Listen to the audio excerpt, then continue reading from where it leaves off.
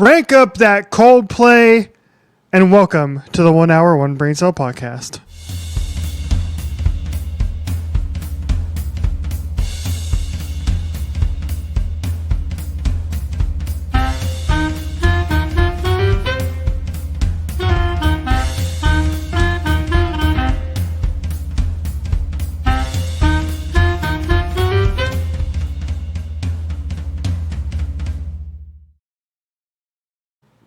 Hello, everybody.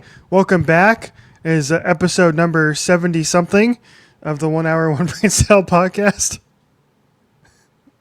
It's not for us to know. What are we going to do for episode 100? I don't know. We gotta next year. We gotta splash something. It's got to be a big party. Right? That's because I think that'll be like early next year, which is crazy. Yeah. Yep. If we're still going that long, we'll see. Us and like all 10 of our subscribers can throw a party. I'll get us a reservation at Dave and Buster's. No, we gotta go to Applebee's for the triple dipper. Chili's, girl. Chili's? Oh, son of a bitch! You're right. We could, for those of age, could participate in like a Dollarita at Applebee's, but ride the Dente. Triple dippers for the rest of us. Mm-hmm. There's an episode title right there. There you go. All right. Well, welcome to the show, everybody. Happy to be here. If by the time you're watching this, Jordan and I will be amongst the rest of our nerddom, hopefully, because we'll be at San Diego Comic-Con, or at least by the time this episode releases, we'll be on our way to San Diego Comic-Con. We'll be almost there. You'll feel it coming. You'll feel us coming. We'll enter the city limits, and there will be a seismic shift. Yeah. In the energy and in the aura in the city of San Diego. We're here. And at that point, amongst that 6-hour car ride, at what point do you think we start getting really annoyed with each other? Because we've done road trips before, but usually they're like, 3.5 hours to Chicago, right? Which isn't bad. That's like the perfect amount of time.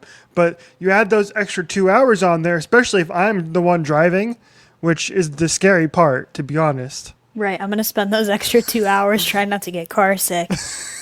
Yeah. No, I think we'll be fine. I really do. We spent longer together. Like Vatican weekend, I don't think there was any point in time I didn't see you for like 3 straight days. Yeah, that's true. So we'll be fine.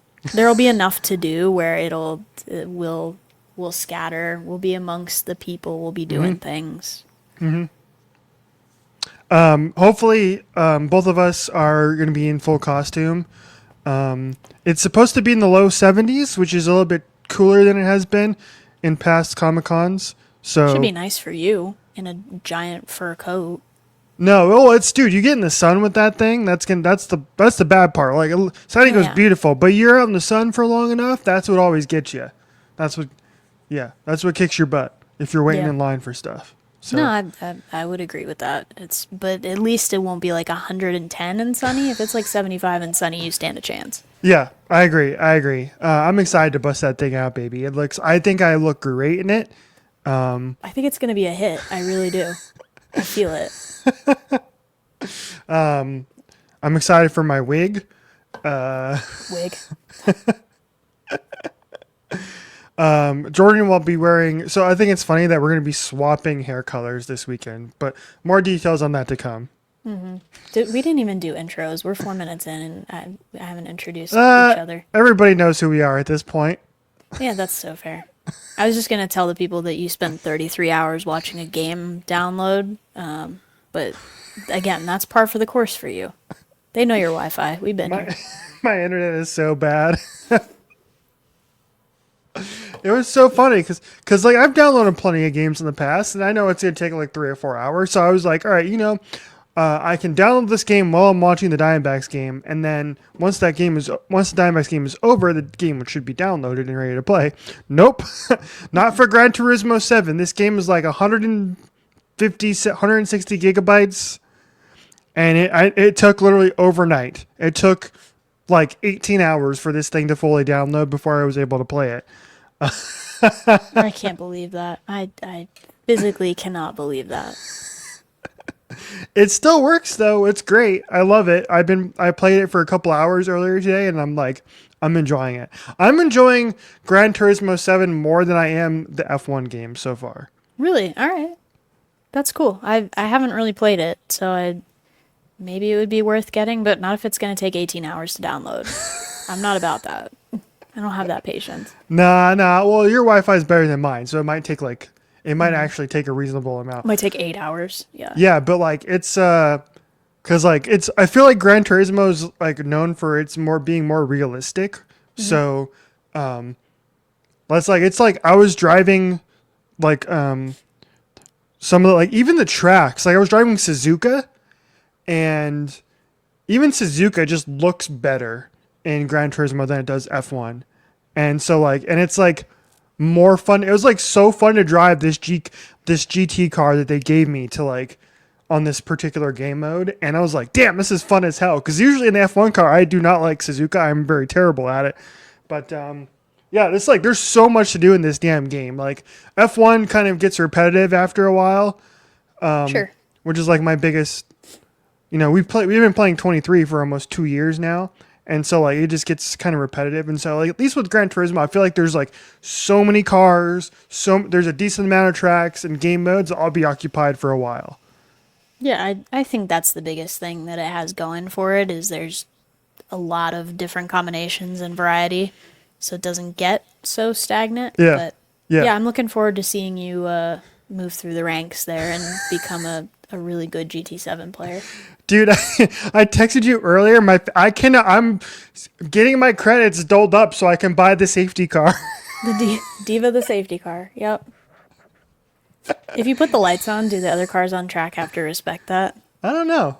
Dude, how great would that be? That would be fun. I don't know if you can do that inside the car, it's like a secret power up. Yeah. Like when you have the red shell in Mario, it's like no one wants to pass you because they don't want to get hit with it. And I will say the toughest thing about playing this game so far is I don't know if you can change this, but I'm in cockpit mode, which makes it more interesting. I feel like you should be able to, but go for the real. I actually like cockpit. I actually like cockpit mode. It's actually kind of fun to drive that way.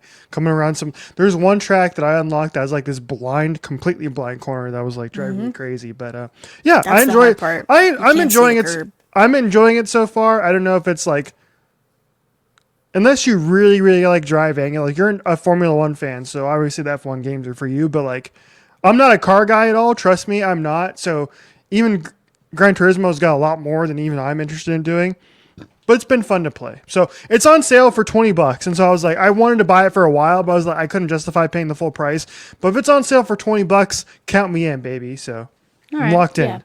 I've spent a worse $20. I'll probably spend a worse $20 this week. Yes. That's so true.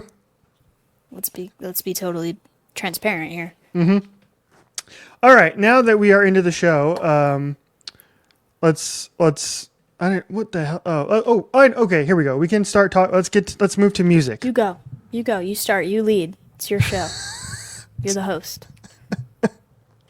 It's okay. It's gonna be chaotic. It's all. I have my coffee at 7 o'clock at night. So Remember to leave out 3 other half-drank beverages for Mother Han tonight. Yes. Anyway, this podcast after dark, it gets crazy. So we're gonna go. It really does. It's so funny. It just tips over the line into complete idiocy. Like we already toe that line 24/7, but every time we've done a show like at late at night, it's gone over. Yes. Yeah. Ain't that the truth? And we only have a few bullet points, but anytime we have those few bullet points, I feel like we yap forever. So let's move into them. I'm going to go in order. Okay. Bullet point number 1, Jordan's music video cameo. You're famous now. Not particularly. I'm in it for like a grand total of probably 5 to 7 seconds. Generously, perhaps 10. But yeah, it was cool to be a part of that. The folks over at Good Boy Daisy were filming a music video for their latest single while they were doing this latest run of shows on tour supporting Winona Fighter. and a bunch of the footage, the crowd footage, got put in from a handful of those shows, including my show. So we've obviously been telling people to go support them, but if you want to go watch the music video too, then you can pick me out a couple of times. I'm in there, and it's like I was halfway excited because the first time I found myself, it was kind of just the side of my head. I was like, anybody who isn't me won't know that this is me.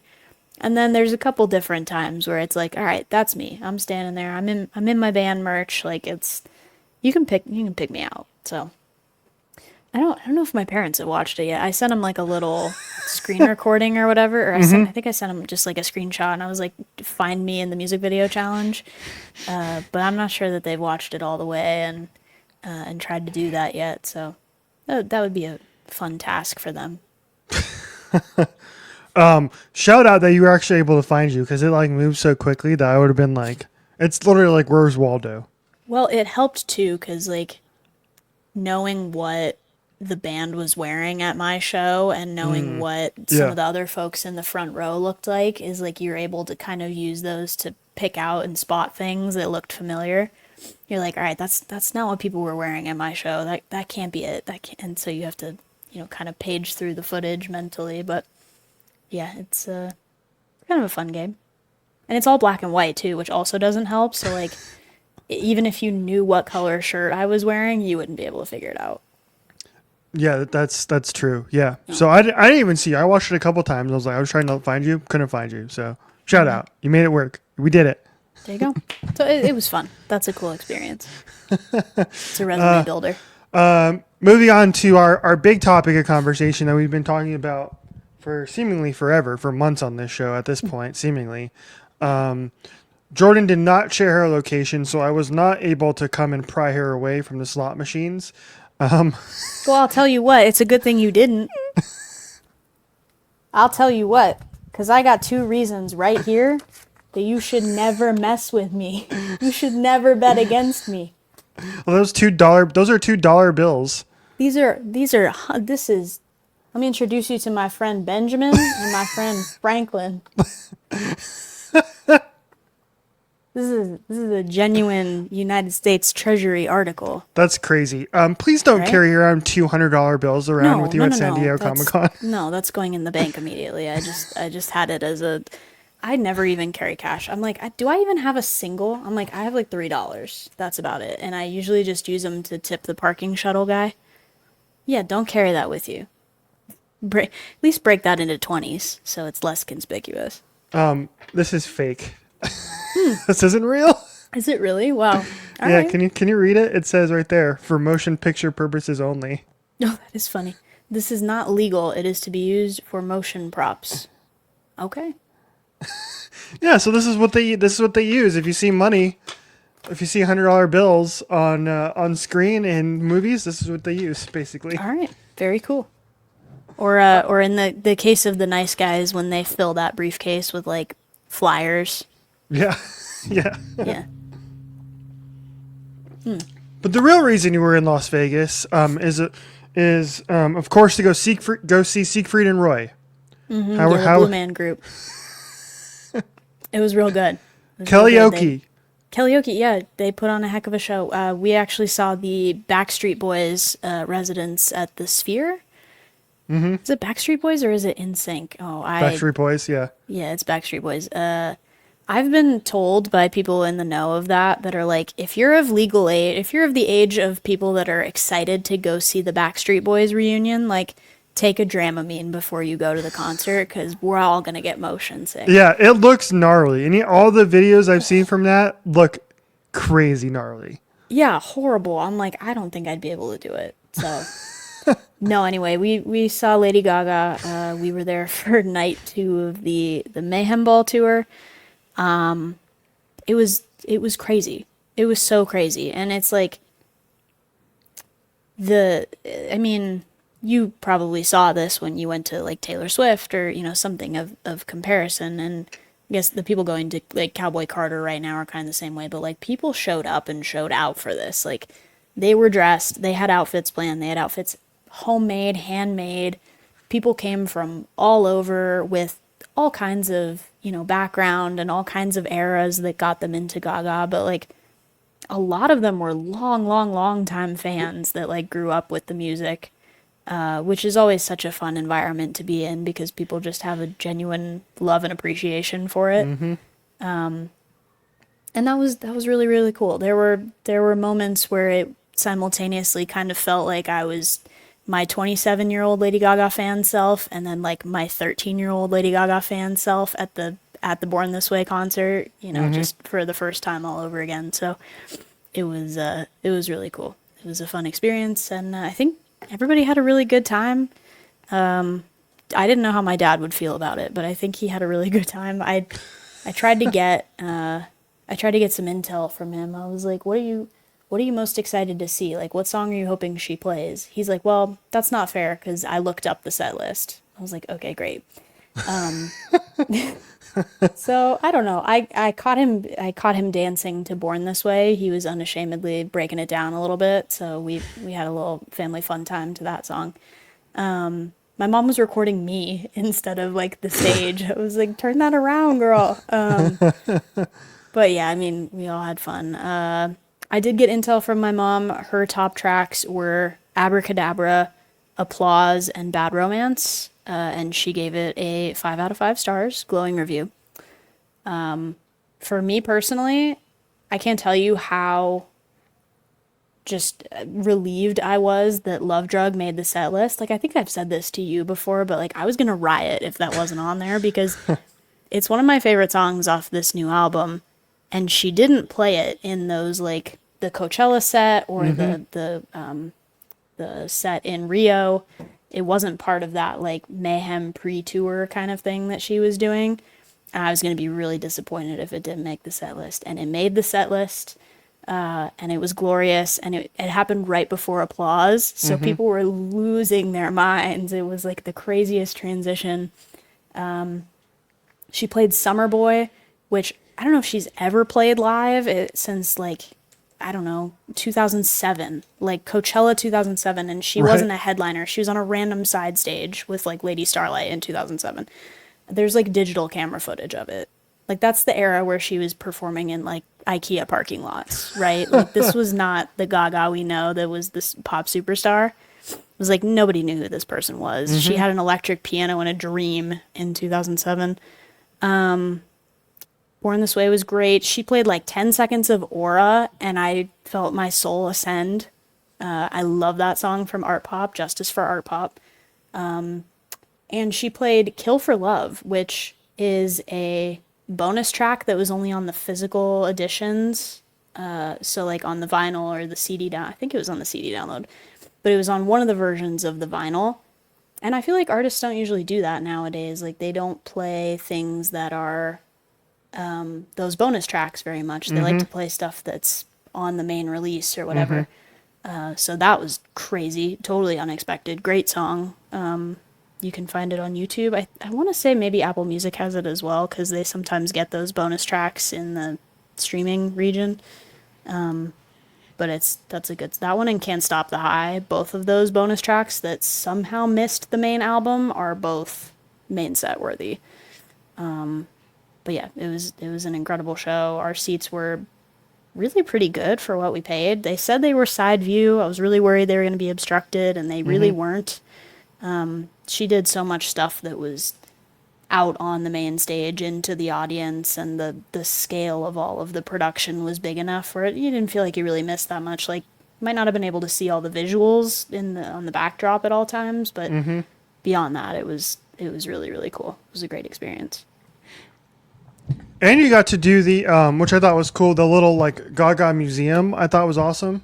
Yeah, I guess that's like I don't know if it's permanent or if it's just semi-permanent, but they've had it there in the Park MGM since she was doing her little jazz and piano residency there, which is also super cool. But I think she did that at the theater that was in the Park MGM, so it was like next door, and then they just kept it up, or maybe it's a permanent installation, but they had so many of her old costumes and props and wardrobe and things from music videos and from award shows, and it was, for somebody that's been a fan for a long time, all of us were just in there like taking a million pictures. You're like, this is the Yeah. Now music video. There's the headpiece. It's like you could spend hours in there just Yeah. picking it out and pointing at everything, being like, Yeah. oh my goodness.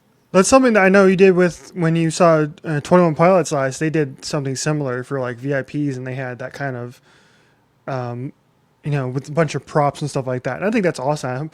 More artists should do that, and you have like have a mini museum that comes along. Yeah, That'd I'm be like, cool. if you got all that stuff in storage, you might as well, let the fans interact with it a little bit, take pictures, whatever. It was my mom had a little redemption arc because a number of years ago she saw the infamous Lady Gaga meat dress, the raw meat dress. She saw it at the Rock and Roll Hall of Fame, and because of the state of the thing, it's literal raw meat. They were not allowing people to take photos of it, or especially flash photos, but like photos in general. And she tried to take one and got like really bullied by this security guard that was like, no photos, like wanted to like run her out of the room kind of deal. And we walk into this exhibit and there is the meat dress. And so I got a photo of her with the meat dress. She's completed her arc. We finished that story, and Incredible. she got to see the meat dress. It's basically just beef jerky now. That's wild. Are we sure it's like now it's actual meat? There's no chance. Oh, no. It has to, it's like what is it? The ship of Theseus. Like it's been so preserved that it probably no longer carries any of the same stuff that it was on the red carpet with. Like, at which point does it cease to become the meat dress and it just becomes a meat dress? Yeah. It is I don't know. I lost the words. I can't remember it.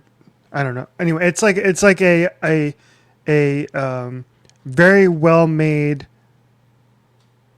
Taxidermy. Yes, sure. We'll go with that. Yeah. Sure. Yeah. Sure. Yeah, you know what? It's basically taxidermy. I saw a bunch of the shows on TikTok, or like, bits and pieces of it. And it looked like a great time. So I'm glad you had fun. I was trying not to see that stuff. Yeah. I warned you. I was like, I'm going to be unreachable for these next like 24 to 48 hours because I saw a little bit of it and I was like, okay, time to log off everything. Yeah. So that I don't see it. I don't want to know the set list. I don't want to know what's happening. I don't want any of it. And as it turned out, like a chunk of it was the same as some of those Coachella shows and stuff. So, we all knew a little bit if you had watched that, but the overarching like narrative and the story arc of the show was just incredible. And it was like a good 2.5 hours probably. Yeah. Possibly more. I thought it was cool how she did like the encore, and like when she did How Bad Do You Want Me, and she went back and like got took off her makeup and the wig and just put on like her t-shirt and like went out and did the rest of the show, and I thought that was cool. That was a cool Right. way. I'm like, I need to know what makeup remover that is because that thing is witchcraft. It has to be House Labs, but like hand over the formula, Gaga. Yeah. So cool. And she seems like she's doing a different song for the Last Bows or whatever every night, which, I mean, she has a big enough catalog. She could do it. So. All right, there you go. So that was Gaga Vegas recap. Yeah, you should go. If you have the chance to go and she's near you at all, just go. You'll be a fan. The closest show here to Arizona is in LA. It's like tonight, right? Or Next maybe week. it's like San Francisco tonight. Yeah. Next week. San Francisco this week, and then Los Angeles next week. All right. Go to LA. Oh dang, we're on time today on this show. My goodness. Okay. Let's stay on the music thing real quick. And let's do our tracks of the week. What do you got in mind? Okay, I have, this is probably a community pick, but I have Why Is She Still Here by Renee Rapp. That's about it, because I picked a Gaga track last week, so I wasn't going to do another. Like, that's too much. Let me just get one. Little teaser for coming up in a few minutes, but I told you the other day that there was a Renee Rapp needle drop in one of the movies I saw this week. Mm-hmm. So we'll get to that in just a second. My pick this week is a little bit of a surprise pick, off the beaten path, I guess, in a way. But I'm going to go with MGK's new single that he put out this week. It's called Vampire Diaries. Okay. Good song, fun song. His other one called Cliche, also a lot of fun. Couple of pop bangers from MGK. I am in the very strong minority of people that think MGK is super, super talented, and I actually really like his music. You just picked up like at least one, maybe two of his records. Yeah, recently? I bought Mainstream Sellout on vinyl. Because I got it for like $10 or something, and I was playing it the other day when I was making dinner. And I told Corey, I was like, "Damn, I forgot how great this album is. It's like so much fun." I was vibing when I was making dinner, like jumping around in my kitchen, holding my own little concert. So yeah, and his new album, it comes out very, very soon. I think next month. So, it's called what's it? Hang on a second. It is called. Oh, Lost Americana. It comes out August 8th. So, All right. Curious to see what the vibe is. It was a little bit more poppy than his previous stuff. And Guess we'll find out. And I hopefully he goes out on tour, and then I'll go see him on live again. He was great the first time I saw him live, and so yeah, that's my pick. Let me add one more just for old time's sake. Can we add San Diego by Blink-182? Yes. For the vibes. Yes. True. Okay, what else? Yeah. Oh no, we'll save that for last. We'll get back to music coming up a little bit later in the show. Okay. It's exactly the thing that you think it is if you've been on the internet at all. Yeah, Like exactly. last week. Yeah. Let's talk movies now. And A-list. I still have my A-list, crushing it. Been seeing a decent amount of movies. Some good, some not so good. Got another one coming up on Thursday. Gonna go see Fantastic Four. Excited about that. Heard great things about it so far. So, yeah. I've seen mixed stuff, I'll be honest. Like, I think the general consensus from a lot of people is like, yeah, it's pretty good, but then I've seen also some critical reviews that are like, it's just, the premise is just not enough to make it interesting in this era of Marvel. Like, maybe that's always been the thing with Fantastic Four, because they've tried it a couple of times. Yeah. We've tried this a couple of times. Yeah. Let's get one that sticks. Right. This is Come on, the people. third different version of it. 4 if you count an unreleased version from 1994. Right, the original version. Didn't that whole cast like went to the premiere? I think I saw. Yeah, and apparently they all cameo in the movie too. The original. Very cool. Originals. I was hoping for Jessica Alba cameo in the new movie. Right, Chris But- Evans cameo, Johnny Yeah, Storm. we already saw him, so I don't need him. But I don't. Yeah, give me a Jessica Alba cameo, and we're in good Alright. shape. All right.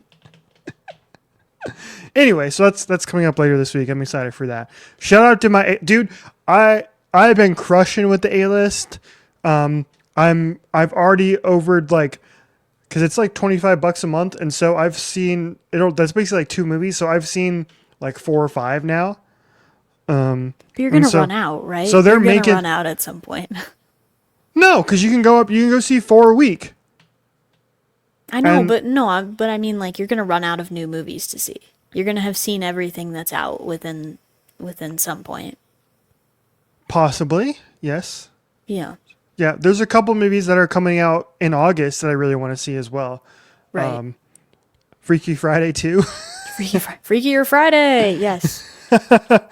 But and Weapons is coming out as well. I was gonna say, yeah, I saw Weapons, and then there's something else that I think this one's actually November, but there's like another Oz Perkins movie that's coming out. Ooh, yeah. I think it's called Keepers. Ooh, yeah. I Ooh, wanna I'm say not it's aware of November, that though. one. Yeah. But add that one to the list. Anyway, so I saw 2 movies last week with my A list on back-to-back days, and the way I put it in our sheet is I saw one of the best movies of the year, and then one of the worst movies of the year within a 24-hour span. It was like Whiplash. Yeah, not quite my tempo. I'll start with the worst movie of the year because, Okay. if only because there was no way in hell I would have ever actually paid to go see this movie, but I was like, whatever, I'll go see it. It's, it might be fun. So I went to go see, why am I logged out on Letterboxd? Who logged me out? What the hell? What the helly? What the hell they are? Yeah. So, I went and saw the reboot of I Know What You Did Last Summer. Now, have you ever seen the original? No. Neither have I. No, but isn't there like another one that's like I Still Know What You Did Last Summer? There was like, 2, yeah. Yes. Like how? Okay, we get it. Can we move past it? Yes. Yes.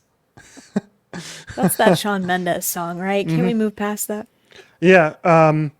So, I gave this movie 2 stars. It was like it was borderline unwatchable.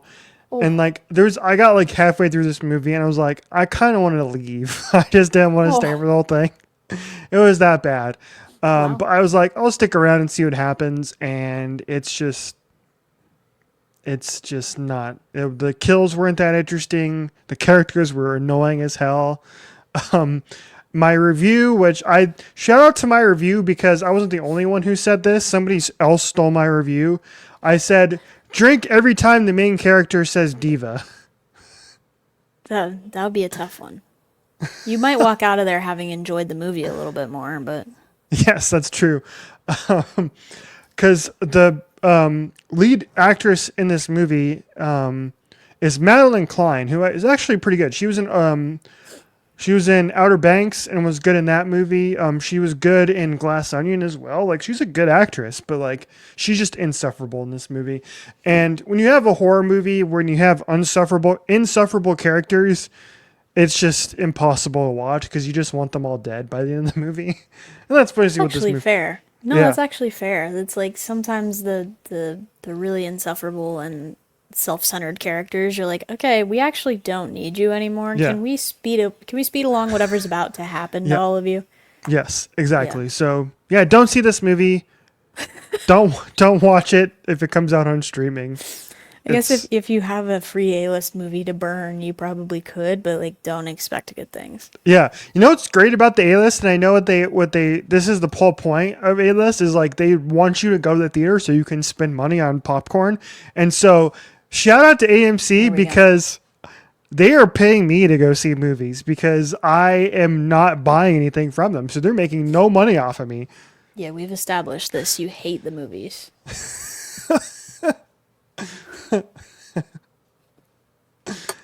Whatever. I just don't buy popcorn or anything to drink.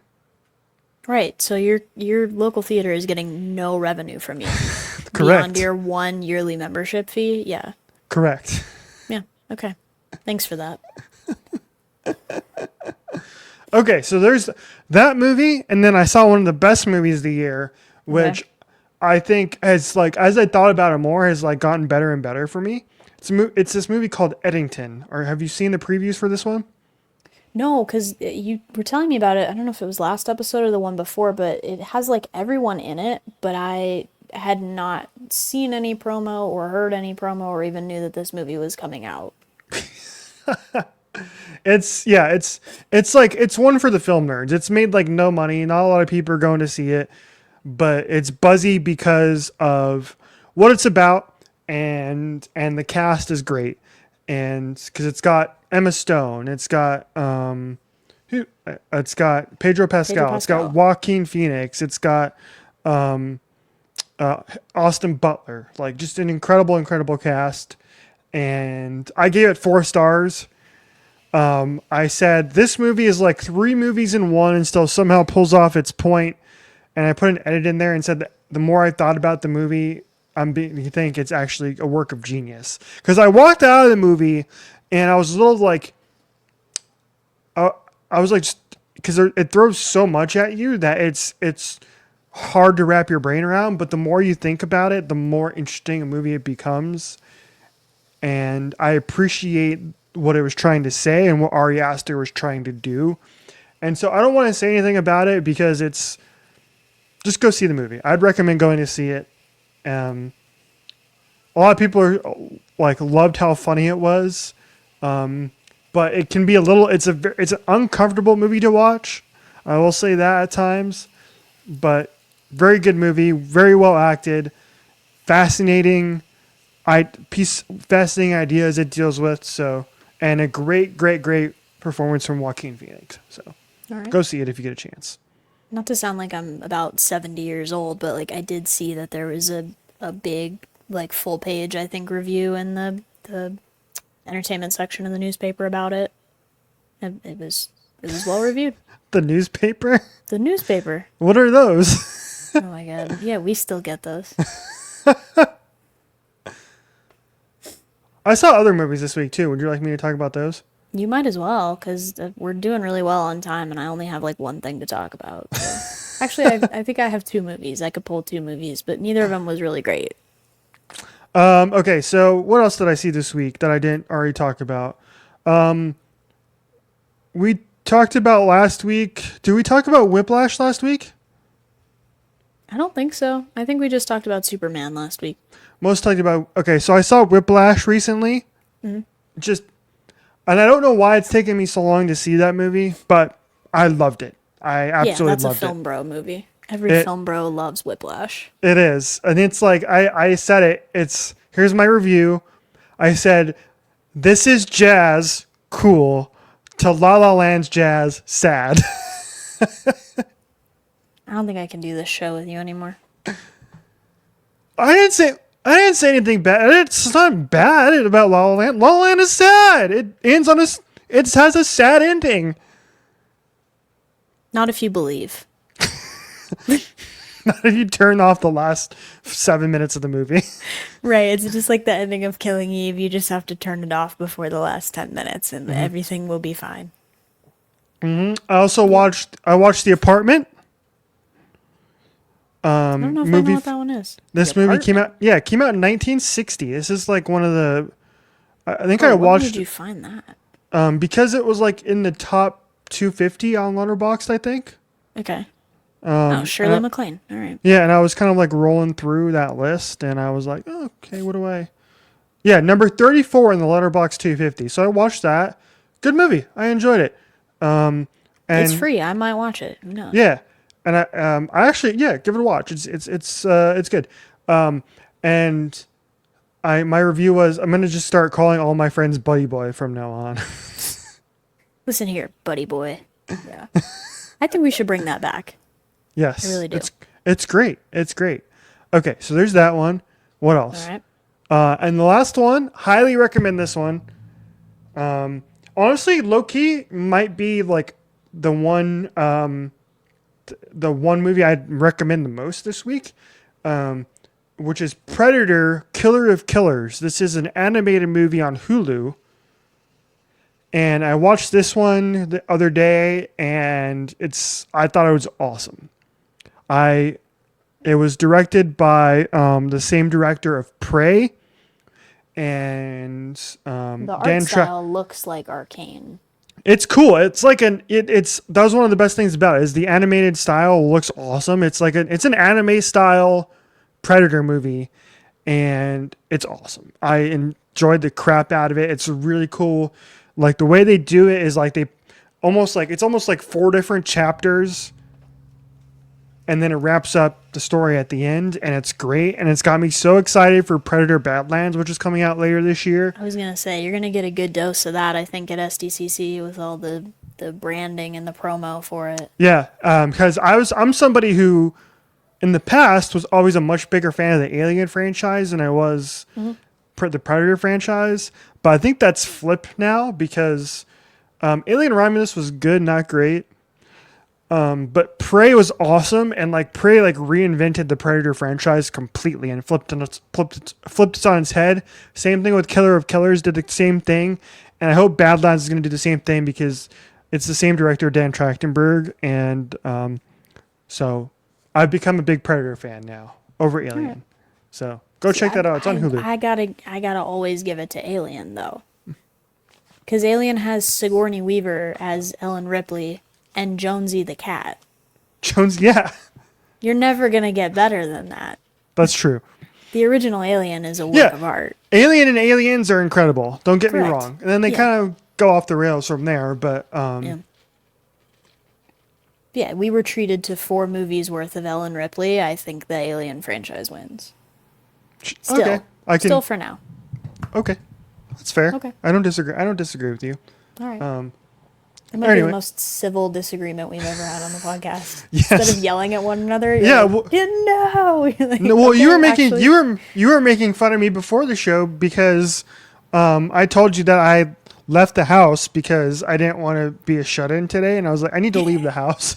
Let me look. Can I tell the people the exact text that you sent me? Yes. I was like, because we were playing it by ear as to what time we were going to record today. Because I'm not in my usual studio, in case you can't tell. It says, I texted him. I was like, I can be made available to record in short order. He texts me back and he says, beautiful. I'm doing a quick leave the house run to prove I'm not a shut-in who never leaves the house and will return soon. Very well articulated. Doesn't it? Does everybody do that? Like we're just like, Not usually. I gotta leave that. Maybe I want my neighbors to think I'm strange and aloof and never leave my house. I want them to sit there at night and think about the person that lives next door and ponder the lives I might have. It's funny because I never see I think we talked about this before. I never see my neighbors. I don't think they exist. That's so funny. I used to think my neighbor didn't exist, and then we had to tornado shelter together, and now I know that they exist. So yeah. So I was playing GT7 for like 2 hours straight earlier today, and I was like, I should probably get out of the house, and so I did. Left the house for 15 minutes to go to QT to get some coffee because my QT has like a coffee on tap. Shout out. So I went and got some QT coffee. It's like $3 or something. I don't know. Pretty cheap compared to everywhere else. And then I went and I also needed some ice, so I bought some ice. And you thought I was crazy for that. I do, because you and I both are attempting to be more anti-capitalist, and then you go on this crusade about things, and then you go and buy ice. Like, don't you have an ice maker? It doesn't work. Well, put in a work order like you tell me to do every 5 seconds. I could, but I can Right. just go buy it instead. And it lasts like a month. Yeah. All right. I can't fix it. I am supporting my local gas station. Okay. I am keeping those people employed. I don't know if you're keeping the gas station employed. It's probably everything else everyone's buying and the gas. Not the $1.98 bag of ice, but sure. All right, girl. I have a couple of movies. Neither of them were good. I'll just say that. The first one that I watched, it was a plane watch, and I feel like watching things on a plane sometimes elevates them like another half star beyond probably what they should be. You know what I mean? Just because it's a good environment to watch a movie in because there's nothing else to do. You're sitting there and you're very focused on what you're doing. And then watching it with the inverse, watching it through somebody else's armrest in the row in front of you, I think also adds a half star. Because it's a shared experience. But I was watching, it was on it's now HBO Max, right? Because every other week when we record this show, HBO Max has changed its name again. Changes. Yeah. I think it's HBO Max currently. It is Opus with our girl Iowa Debris and John Malkovich. It's an A24 film. Very culty. Very A24. Very culty. Iowa's really good in it. It's not necessarily like uninteresting, but it's just fine. I think I gave it 3.5. It's just fine. And the other one I watched, which again, random roughly 3-star movie that my mom pulled because that happened the last time I was here and we watched The Woman in the Yard, if you guys are familiar with podcast lore. We pulled The Assessment with Elizabeth Olsen and Alicia Vikander, which I had high hopes for. I always have high hopes for things starring Elizabeth Olsen, even though that I know that they're never going to let her character be happy in a film ever. I haven't seen it personally, and it was fine. But again, like a solid 3.5. I think my mom gave it a 3, but it was like the premise was interesting. It's more so dystopian society. It had kind of little shades of like Don't Worry Darling in the same sort of years from now dystopian environment where there's a controlling state and an overlord and whatever else, but it was all right. Some of it really kind of dragged on, and then there were also some really good scenes in the middle. There's one particular scene where they're all at a dinner party, and that was a pretty solid one. In the beginning was good, and the last like 20 minutes were crazy, but some of the stuff in the middle felt a lot like filler material, and you were like, okay, when is this going to be over, or when are we getting bigger stakes on it? Because it feels like it's kind of going nowhere. But it was fine. It's an okay watch if you don't have anything else to watch. I think it's on Hulu. One of the reviews on Letterboxd is, she may not have kids, but Elizabeth Olsen mothered so hard. Still mother. I think I said that in my review. Elizabeth Olsen's still mothered. Another one, in the future, there will be no bras, which I'm very curious as to the context of that. You would immediately get it if you watched it. But there's also one that I think I liked it, but it said, no thanks, I'll just get a cat instead. I love Letterboxd. I was telling my mom this. I'm like, this is the reason that you need to get on Letterboxd is because the reviews are the funniest part because they're written by people who are funnier than me. Yes. Who don't take anything seriously and go to the movies with the sole purpose of sitting there and uncovering some divine revelation to put in a Letterboxd comment or a Letterboxd review. Because that's the only reason we watched The Woman in the Yard is because it was that stupid review that said she might as well mow the grass while she's out there. Like, this is the same thing. We're doing the same dance. I love Letterboxd. Me too. Yeah. I don't know what I'd do without it now. No, that's kind of the best thing that you ever made me do is get Letterboxd. I agree. I agree. Okay, let's see. We got one more thing to talk about here, which is already been talked to death, and I'm actually already kind of sick of it. I'm curious, how quickly did you get sick of the cheating CEO Coldplay guy? I was over it within 24 hours. I was like, oh, that's funny, and then I was over it. I wasn't over it within 24 hours because you and I are so chronically online that we saw this whole thing occur step by step. I was invested the first day. I think I saw the video come up, but I didn't realize it would get as much traction as it got. And then it really started to kind of spiral out of control. But then I was fully invested that like second day or third day when we got the update of like who those people were and that the CEO had like resigned or something. It was like, I was very invested in that development. And then after that, I think it died off just as quick. But the memes that people were coming up with were funny. It was like Coldplay at their next shows were like, okay, we're gonna use the camera now. So whatever you don't want to be on the Jumbotron, don't do it. And it seemed like it was well intentioned. It was just a total freak accident. But people were out there saying, and I agree with them on Twitter, it's like if they just hadn't reacted like they were being shot, nobody would have ever known. Yeah. That video wouldn't have been posted. It wouldn't have gone anywhere, but it was the fact that they reacted like they did, which was that they were so mortified to be on camera in any capacity, was like, that's what made people suspicious. Yes. It's like in football. Like if the ref doesn't see it, they won't throw a flag. You just have to be nonchalant about it. Right. Yep. Yeah, it took on a life of its own a little bit. Yeah. So I like.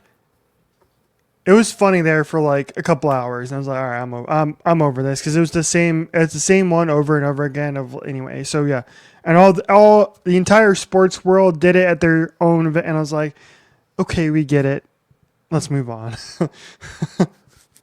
Amongst internet memes, maybe my least favorite we've had.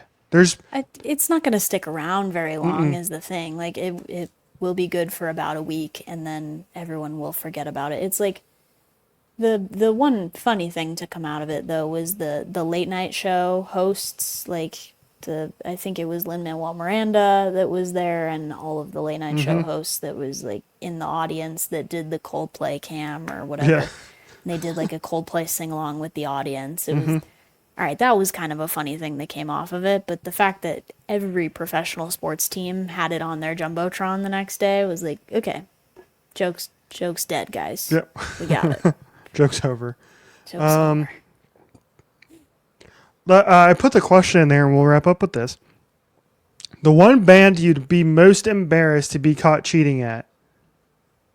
Coldplay.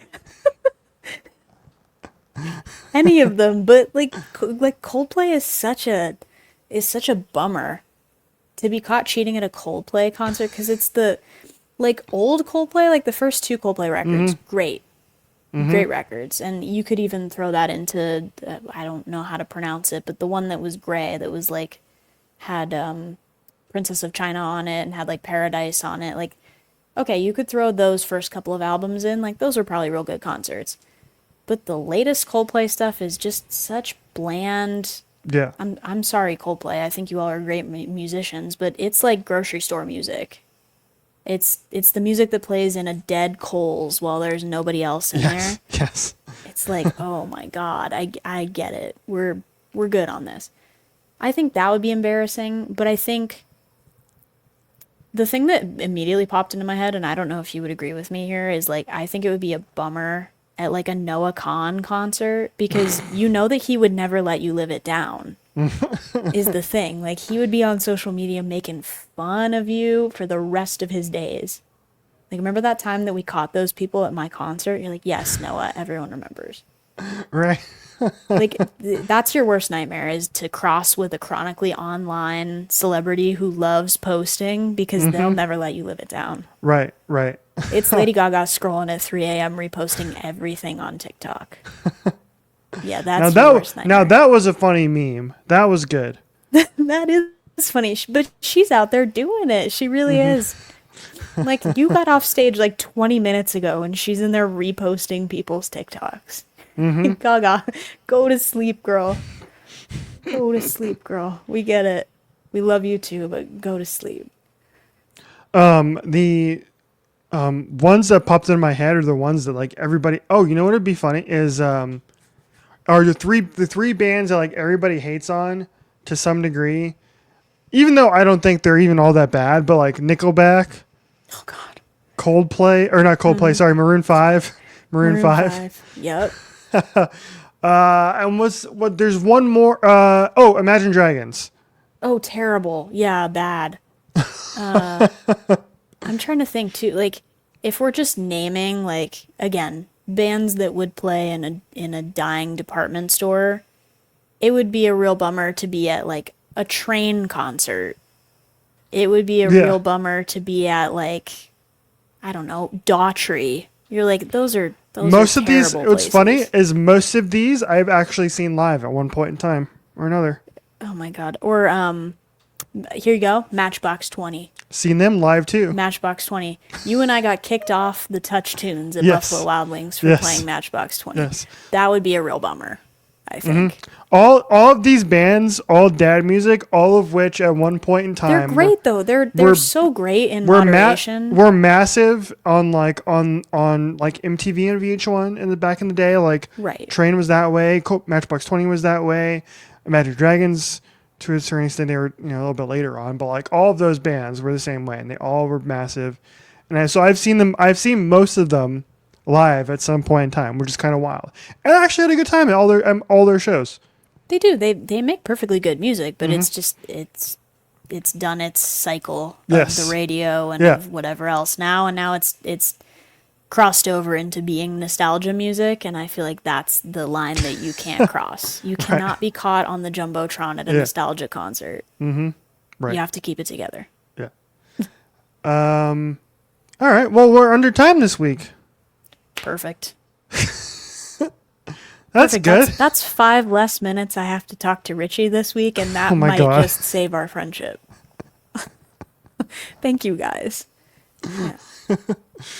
Oh, God. We're going to have to spend 6 hours in a car and then We have such good music queued up, though. Yep, 72 straight hours We have together. such good music queued up. And we're going to get a California burrito. We're going to track that down. Oh, my God. The California burrito I had last week, delicious. But you were mad because I got it with chicken and not beef. Yeah, that's to be filled with carne asada. It's to be filled with carne asada and French fries and love. Otherwise, you haven't done it right. This weekend. I'm so excited. Yeah, we're gonna go. So We're gonna go see the Padres and Mets. Petco Park. Now, should I wear my Diamondbacks hat to the Padres game? I mean, I don't think you would get beat up. It's not the same offense as wearing a Dodger hat. Yeah, true. Yeah. So true. I I'm wouldn't not necessarily advise it, but I don't think it would be like a fireable offense. I'm not gonna be that guy that shows up wearing random team's gear to it. That's So fair. I'll be wearing neutral colors. It'll probably be chilly at night too, so I'll probably I'll have a jacket on. So Sure. I think that's a good idea. I think that's a good call. It's a 6:40 start. It'll get chilly once. Or I could just buy a Tony Gwynn jersey. Yeah, you can. I mean, they would be so excited to sell you like $150 hoodie in the pro shop. You know that's where they make their money. It's everybody who comes and didn't bring a jacket and is like, "Oh, I'm kind of cold." Yeah. $150 hoodie, team shop. Yep. Capitalism. Absolutely not. I'm gonna wrap here. I'll wrap up with this, which is I made a purchase this week, which I'll tease. No, we'll talk about it next week. I made a purchase Do I know this about week. this? No, you don't. Oh. It's completely up. It's completely opposite, and most of the reason I didn't mention to you because for the most part you're not going to care, but it is the most. I care. I have a heart. I care. and well, Soulless. no, I'll explain it next week because we're running out of time. But it was a die-cast race car I bought this week, and So you can use it to hold up your TV. Goodbye, everybody. Good night.